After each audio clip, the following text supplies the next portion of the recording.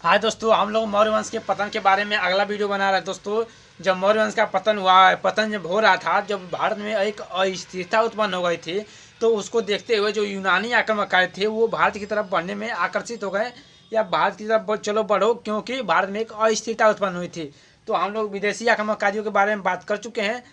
लेकिन जब जो मौर्य वंश था, जो मौर्य वंश से भारत में विस्तृत साम्राज्य स्थापित किया था, भारत में एक सबसे प्राचीन जो सबसे बड़ा साम्राज्य स्थापित किया था वो चंद्रगुप्त मौर्य था। ये भारत में बहुत बड़ा साम्राज्य स्थापित किया। लेकिन जब मौर्य वंश में जब केंद्रीय शक्ति कमजोर हुई तो मौर्य वंश कई वंशों में टूटा। जैसे यह कलिंग का जो शासक था वो अभी अपने आप को स्वतंत्र घोषित कर देता है। इधर सातवाहन वंश जो था, जो महाराष्ट्र का जो सातवाहन वंश था, वो अभी अपने आप को स्वतंत्र घोषित कर देता है। और जो देखेंगे मगध पर जो मौर्य वंश का जो अंतिम शासक था बृहदत्त, उसकी भी हत्या हो जाती है, और हत्या होने के बाद शुंग वंश की स्थापना हो जाती है। तो कई वंशों का उदय होता है। तो चलिए उसी वंशों के बारे में हम लोग बात करेंगे। तो मौर्य वंश का जो अंतिम शासक था वो था बृहदत्त। और बृहदत्त की हत्या कौन किया, यहाँ से जोड़िए कहानी को।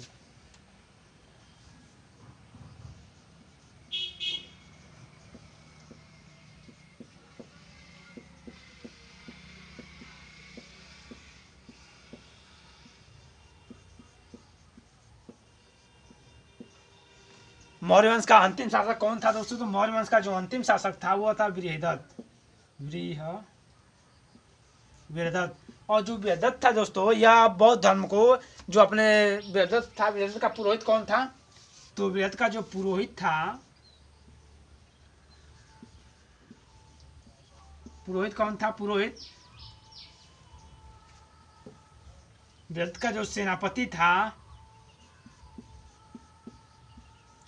बृहदत्त का पुरोहित पतंजलि, इसका नहीं, इसका जो बृहदत्त का जो सेनापति था दोस्तों, कौन था? पुष्यमित्र शुंग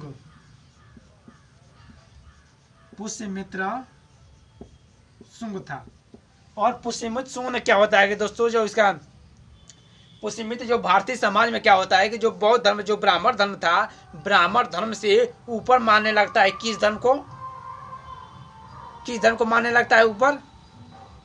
बौद्ध धर्म को। जब बौद्ध धर्म को ज़्यादा वरीयता देने लगता है, बौद्ध धर्म के प्रति ज़्यादा उसका खिंचाव हो जाता है, तो ब्राह्मण धर्मों के अंदर अपने आप में, ब्राह्मण धर्मों में एक असंतोष की भावना उत्पन्न हो जाती है। इस बृहदत्त के प्रति एक क्रूरता भरी निगाह से देखने लगते हैं। कौन? ये जो ब्राह्मण वंश।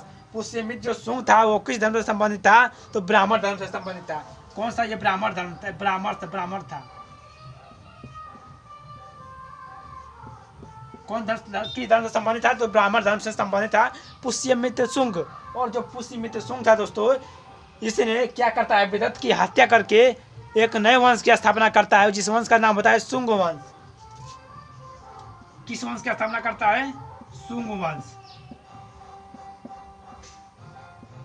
वंश की स्थापना करता है। बगल में शादी है थोड़ा। तो शुंग वंश की स्थापना करता है कौन?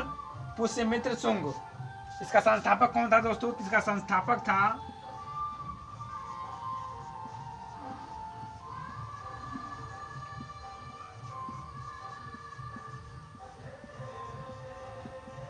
कौन था दोस्तों? ये जो पुष्यमित्र शुंग था, इसने अपनी राजधानी क्या बनाई थी? तो जो पुष्यमित्र शुंग संस्थापक था, पुष्यमित्र शुंग वंश का, इसने अपनी राजधानी, अच्छा, मौर्य वंश की राजधानी कहाँ थी? पाटलिपुत्र थी। लेकिन जो शुंग वंश की राजधानी कहाँ होगी? मध्य प्रदेश के विदिशा में होगी। कहाँ होगी? मध्य प्रदेश के विदिशा होगी। कहाँ होगी? मध्य प्रदेश के विदिशा में इसका राजधानी होगी, हेडक्वार्टर मतलब राजधानी समझ लीजिएगा।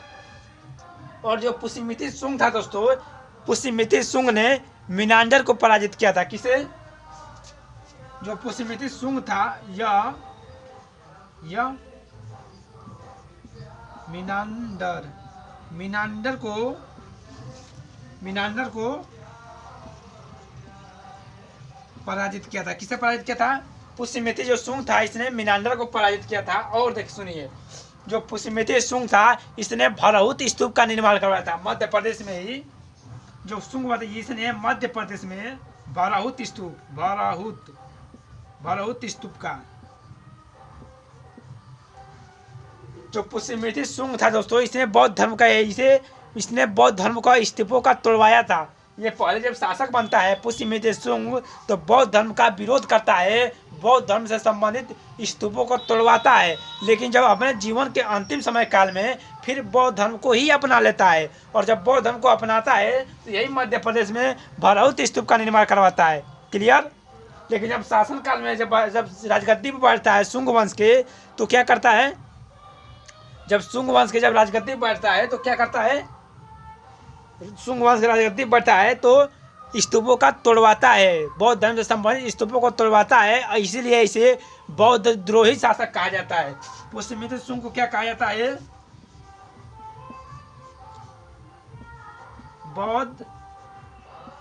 बौद्धद्रोही शासक कहा जाता है। बौद्धद्रोही शासक कहते हैं इसे। बौद्धद्रोही शासक किसे कहा जाता है, तो पुष्यमित्र शुंग को दोस्तों। और पुष्यमित्र शुंग का जो पुरोहित कौन था दोस्तों, तो पुष्यमित्र शुंग का जो पुरोहित कौन था, इसका पुरोहित कौन था, पुरोहित कौन थे, पतंजलि थे। कौन थे, पतंजलि। क्या नाम था उनका,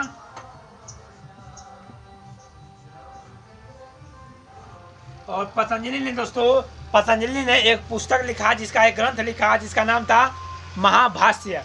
क्या नाम था, महाभाष्य। महाभाष्य।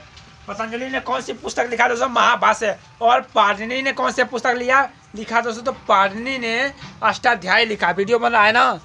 पाणिनि कौन सा पुस्तक लिखा दोस्तों, तो पाणिनि ने अष्टाध्यायी लिखा।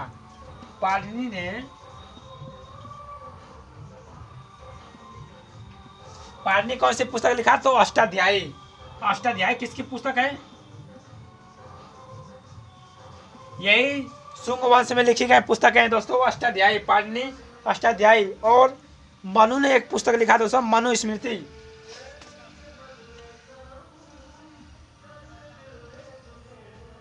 मनु कौन सी पुस्तक लिखा, मनुस्मृति। मनुस्मृति कौन किसकी पुस्तक है दोस्तों, तो मनु की।